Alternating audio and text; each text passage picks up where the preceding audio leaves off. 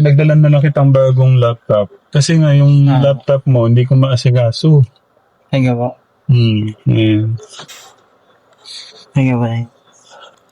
Ayan po, stop po muna natin. Just heads up lamang po in this video, ang pag-uusapan po natin is yun pong time na binigyan ni Tekram si Luis ng bagong laptop dahil nga po nasira daw po yung laptop ni Luis. Tapos dahil nga po sobrang busy ni Tekram is wala nga po siyang time para ipagawa or ipaayos yung laptop. Kaya binigyan na lamang niya ito ng panibagong laptop para may magamit naman ito sa kanyang pag-aaral. Ayan, patuloy po natin ang panonood. Nung umuwi ko kasi si noon, tapos nakita daw ni Ninang Precious nag-post ka. Ano ba yung post mo sa laptop? Wala po, notes lang po yan. Hindi, anong pagkakasabi ba? Kasi, paano ba pagkakasabi? Parang nakalagay po dun, I need laptop. Kasi wala po akong magamit. O, ba't Pero yun na gano'n kay Nanay Jack? Wala naman po sinabi parang post lang po, notes lang po, parang dito.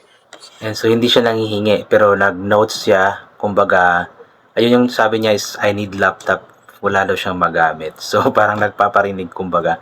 Pero anyway, kailangan naman din talaga ni Luis ng laptop kasi nga po senior high school na siya, grade 12, so kailangan din po talaga niya ng laptop na magagamit, especially na private nga po yung kanyang paaralan. Kasi si Ninang, akala niya pinapabayaan ka.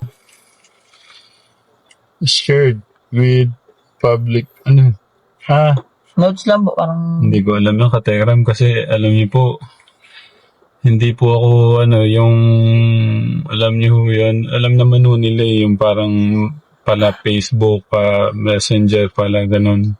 Gusto ko kung may problema matawag, kung may problema ko sila kay Nanay siya, kay Tita Jo. Kasi hindi ko naman lahat yun eh. Kaya medyo lang ako. Simulan nga natin, Kuya.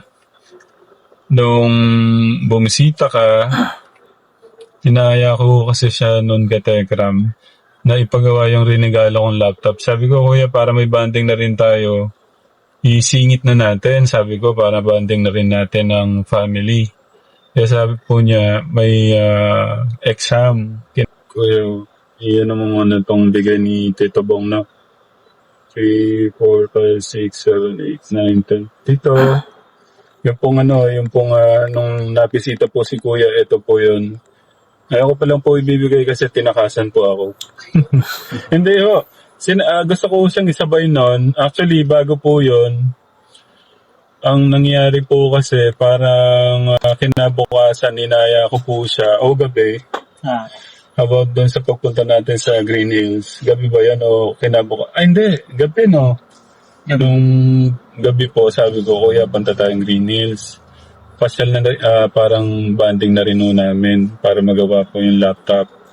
Tapos kinabukasan, pagpapadala rin si Tito Bong para sa kanya.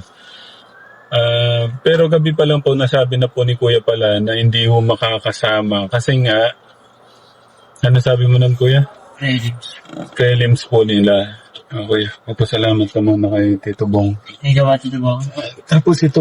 Yeah, nakakatuwa lang po kasi napakarami talaga nagmamahal kay Luis. Imagine guys, si Tito Bong is talagang regular na sponsor ni Tekram. So hindi lang isang tao or ilang mga tao or ilang mga beneficiaries ni Tekram ang tinutulungan ni Tito Bong, kundi marami siyang mga tinutulungan ng mga beneficiaries ni Tekram. At ngayon nga po is sinasali na po niya si Luis sa kanyang tinutulungan at nagbigay nga po ito ng pera kay Luis na kanyang magagamit. So nakakatuwa lang kasi maliban nga po kay Ninang Precious at iba pang mga nagmamahal kay Luis is andyan din po si Tito Bong na sumusuporta at nagmamahal kay Luis.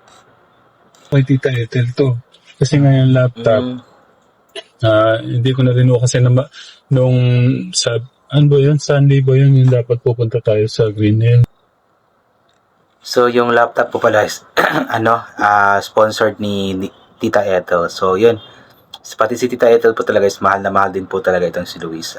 I know na nakilala ni Tekram nakilala nila si Tita Ethel dahil nga po kay Dave, pero ngayon nga po dahil sa mga nangyari, yung pagmahal, dati pa naman mahal na naman ni Tita Ethel si Luis, pero mas lalo yatang minamahal niya ngayon dahil nga po sa kabutihan ng puso at kababaan ng loob ni Luis. Kaya maraming salamat po talaga, Tita Ethel, Ninang Precious, Tito Bong, at sa iba pang mga nagmamahal kay Luis dahil nga po andyan kayo palagi na sumusuporta sa kanya, hindi lang in terms of finance, kundi pati na rin sa spiritual and emotional support. Andyan kayo para sa kanya. Kaya nagpapasalamat kami ng malaki dahil nga po hindi nyo pinapabayaan si Luis, and hoping na sana is marami pa kayong ibang matulungan na mga tao na nangangailangan just like Luis. Ayan. And malapit na po talaga yung birthday ni Luis po. August 14, birthday namin ni Luis pala.